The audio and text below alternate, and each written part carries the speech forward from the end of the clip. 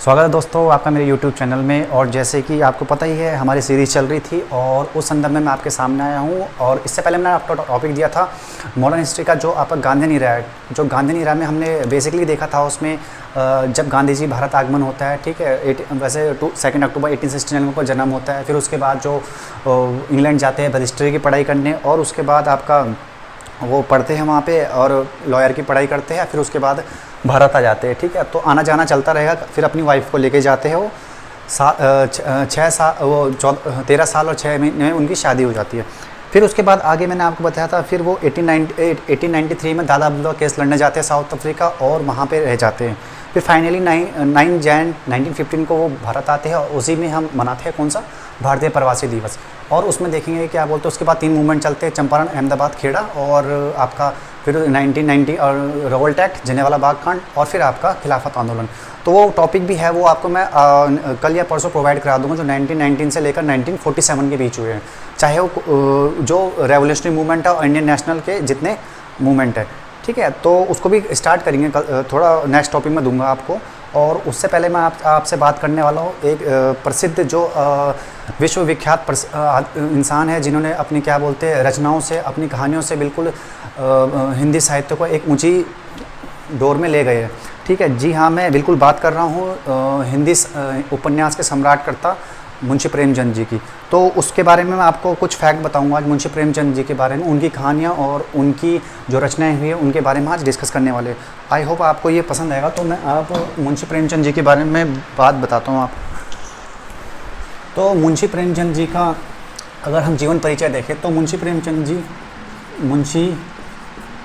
प्रेमचंद, ठीक है, जुलाई 1880 को इनका जन्म वाराणसी के, यूपी के अंदर है वाराणसी, ठीक है। और आपका लम्ही गांव पे इनका जन्म होता है। अगर मैं बचपन की बात करूँ तो लम्ही गांव पे इनका जन्म होता है। बहुत ही मतलब कायस्थ फैमिली से होते हैं। पिता इनके अजब राय होते हैं, जो क्या बोलते पोस्ट मास्टर थे, और माता इनकी आनंदी देवी जो हाउस वाइफ थी। बहुत दुखद की बात है कि क्या बोलते हैं इनकी माता का 7 साल की उम्र में इनका निधन हो जाता है, और पिता का इनका 14 साल में जो है क्या बोलते हैं निधन हो जाता है। अब जिम्मेदारी बढ़ गई, किस तरह इंसान क्या मतलब जीवन यापन चलाने के लिए कुछ ना कुछ तो सोर्स चाहिए। तो फिर 15 साल में इनकी शादी होती है। 15 साल में इनकी शादी होती है, और वो भी इनकी सक्सेसफुल नहीं होती है। तो उसी वजह से क्या करते हैं ये अपनी दूसरी शादी करते हैं शिवरानी देवी से। और ये शिवरानी देवी वही है जिनसे इनका पुत्र हुआ था अमृत राय, जो इन्होंने लिखी, जो अमृत राय इनके वही पुत्र थे, जो अमृत राय ने एक लिखी थी कलम का सिपाही ये लिखे थे, जो इनके पिता यानी कि जो मुंशी प्रेमचंद के जीवन पे आधारित थी, ठीक है, कलम का सिपाही।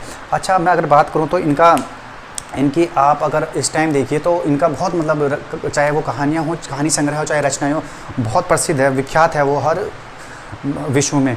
और अगर हम भारतीय साहित्य के से लेके चलें तो फिर इसमें हम पढ़ेंगे इनके मेन पॉइंट, जो मैं आपसे आज डिस्कस करूँगा, चाहे इनकी कहानियाँ हो, चाहे इनकी रचनाएं हो, ठीक है। आनंदी देवी इनकी माता थी, और अजय इब्राहिम इनके पिता थे, जो पोस्ट मास्टर थे। और जुलाई 1880 में वाराणसी के छोटे गांव लम्ही में इनका जन्म हुआ था।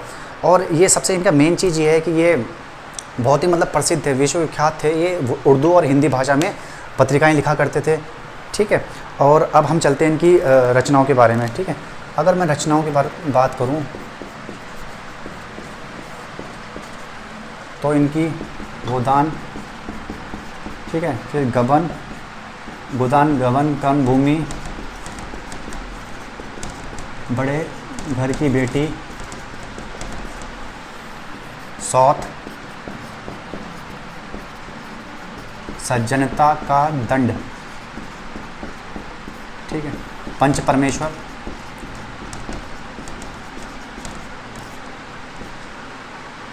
परमेश्वर और नमक का दरोगा। ये कुछ इनकी कहानी संग्रह और क्या बोलते हैं रचनाएं हैं, ठीक है। 1 मिनट इसमें मैं इंक डाल देता हूँ,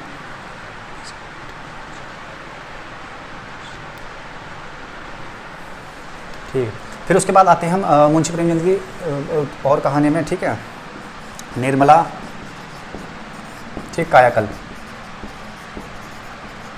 और अगर मैं इनकी कहानियों की बात करूँ तो कहानियों में याद रख लेना, प्रेम शब्द जहाँ आएगा तो इनसे आप रिलेट कर लेना।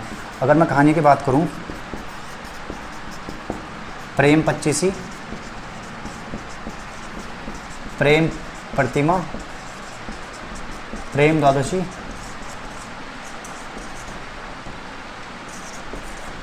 प्रेम पच्चीसी, प्रेम पच्चीसी, प्रेम प्रतिमा, प्रेम द्वादशी, ठीक है। और अगर इनकी और भी रचनाएं हैं और भी कहानियां हैं वो मैं आपको बता देता हूँ।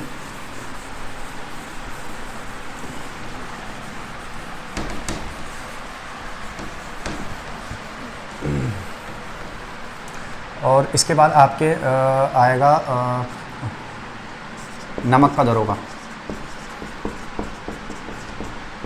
दरोगा, दो बैलों की कथा, बड़े भाई साहब, पूस की रात, विध्वंस, बूढ़ी काकी, ठीक है स्टूडेंट्स। तो ये इनकी कुछ रचनाएं, ये आप पढ़ लीजिएगा। ये देखो यूके ट्रिपल एस से तो इंपॉर्टेंट है ही है, लेकिन जहाँ पे हिंदी का क्वेश्चन पूछा जाता है, जहाँ पे आप जहाँ भी किसी भी एग्जाम में हिंदी का क्वेश्चन पूछा जाएगा तो वहाँ पे देखा जाएगा कि इनकी रचनाएं हैं, चाहे इनका जीवन परिचय है, तो वहाँ से आपको क्या क्या पूछा जा सकता है। तो ये इनकी रचनाएं हैं, ठीक है। और 1880 पे इनकी ना 30 रुपये का 30 पैसे का 30 पैसे का डाक टिकट जारी किया गया था, इनके नाम पे जारी किया गया, ठीक है। तो इनके महत्वपूर्ण पॉइंट है। और ये यूके ट्रिपल एस से तो इम्पोर्टेंट है ही, साथ साथ में क्या बोलते हैं, जहाँ भी कोई सा भी एग्ज़ाम हो जहाँ पे क्या बोलते हैं हिंदी का पोर्शन दिया गया हो और जहाँ रचनाएं और साहित्यकार हो चाहे कवि हो उनके बारे में पूछा गया, तो ये बहुत इंपॉर्टेंट पर्सन है जो आपको याद करने करने। इसके बाद मैं आई होप आपको मैं नेक्स्ट लेक्चर दूंगा जो रिलेटेड होगा उससे, आपका माखनलाल चतुर्वेदी से, ठीक है। तो आई होप आपको लेक्चर पसंद आएगा। इनकी रचनाएं याद कर लीजिएगा। और नमक का दरोगा, दो बैलों की कथा, मंत्र, पूछ के मंत्र, हाँ मंत्र भी छूट गया है, मंत्र, ठीक है। तो ये इनकी रचनाएं हैं, कुछ याद कर लिए, कहानियाँ भी संग्रह है इनका। और आपको पता है इनका जीवन परिचय में एक बार थोड़ा रिमाइंड कराता हूँ। जुलाई 1880 को इनको वाराणसी में के छोटे से गांव लम्ही में इनका जन्म होता है। बहुत ही मतलब गरीब फैमिली से थे। और क्या बोलते हैं आपका, अगर मैं बोलूँ कि कायस्थ परिवार से बिलोंग करते थे। और उसके बाद ये जिस तरह बड़े होते तो 7 साल में इनकी माता गुजर जाती है और 14 साल में इनके पिताजी गुजर जाते हैं। और तो फिर किस तरह इनका जीवन यापन चलता है, बहुत ही मतलब कठिन परिस्थितियों में गुजरता है। और फिर 15 साल की इनकी उम्र में शादी हो जाती है, जिसकी वजह से ये मतलब संतुष्ट नहीं रहते हैं। होगा कुछ भेद हम नहीं जानते हो। फिर उसके बाद क्या बोलते हैं 15 साल में इनकी शादी हो जाती है। और फिर वो आपको पता ही है, फिर दूसरी शादी होती है शिवरानी देवी से। वहीं से उनका पुत्र वो होता है अमृत राय, जो दूसरी बीवी होती है शिवरानी देवी, वहाँ से उनका पुत्र होता है अमृत राय, जिन्होंने क्या बोलते हैं कलम का सिपाही लिखी थी, ठीक है। अच्छा, कलम का सिपाही लिखी थी। और एक चीज़ और, ये आर्य समाज, हाँ आर्य समाज से भी जुड़े थे, आर्य समाज से भी ये बहुत तगड़े फॉलोवर थे, मतलब बहुत अच्छे फॉलोवर थे इसके आर्य समाज। एक और चीज़, मंगलसूत्र, ये इंपॉर्टेंट है, ये मैं बताना भूल गया आपको। मंगलसूत्र जो भी ये पूरी नहीं कर पाए, याद रखना, ये मंगलसूत्र जो कहानी थी ये पूरी नहीं कर पाए और वो इनके बेटे अमृत राय ने पूरी की थी।